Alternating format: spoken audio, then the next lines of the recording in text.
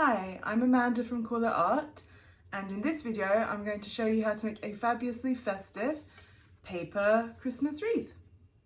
So what you need for this craft is some coloured paper. I've gone for a lot of green because I'm doing a poinsettia based wreath, but you can use whatever Christmas colours you want. Just think about what you're making. A pencil to draw out your stuff, scissors to cut it out, sellotape and a glue stick. So taking one of your green sheets of paper, you want to think about drawing the leaves which are going to make the body of your wreath. I've drawn out one first to figure out roughly how many I want to fit on a page. So drawing one and then folding it, I realise I can get roughly 12 out of this piece of paper. You might want to do a bigger one, so you might only fold it in half and draw bigger leaves and use more sheets of paper. It's completely up to you. Once you've folded it, you can cut it out, also measuring your other piece of paper so it's roughly the same size to make sure all your leaves kind of match so you don't have some massive ones and some tiny ones. Once they're all cut out, if you take your scrap bit of paper, the bit I've left at the side you can use to make a hanger, so you're making sure you're not wasting any paper. Take your leaves and start alternating the colours and form them in a ring. So I find when I do this, sometimes I start too small, so you have to kind of push bits out to rearrange it to be able to fit everything in, although you don't have to use all your leaves, just see how it goes. But this is why I don't stick it down to begin with, so I can make changes when I need to.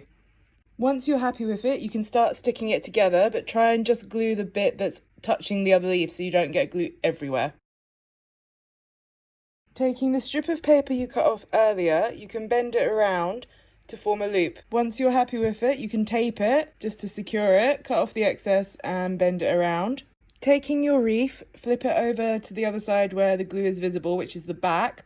Place your loop on and just secure it with a piece of sellotape like so. Just to make it a bit easier to hang up, I push the sides of the loop down to make it flat. So once the base is done, you can start creating your flowers to stick on top. I had some scrap bits of paper, so I thought it'd be fun to make 3 different size flowers, starting with the hot pink, doing the smallest flowers, slightly bigger ones on the red, and the biggest ones on the pink, aiming for about 6 teardrop shapes in each flower. Once you've cut out all your teardrop shapes, you can put them together to form the flowers. And then to add an extra dimension, I am cutting some of the orange paper into really small strips to make the central part of the flower, and then also going back to the paper, cutting out some circles from the orange to stick on top to hide where the paper is stuck to the flower, just to make it look a little bit neater.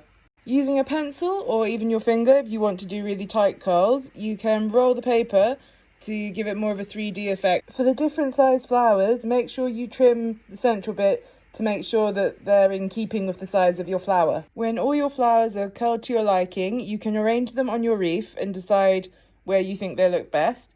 Once you're happy with their position, you can go and stick them down. And there you have it, your very own Christmas paper wreath. I hope you have a fantastically crafty and creative Christmas.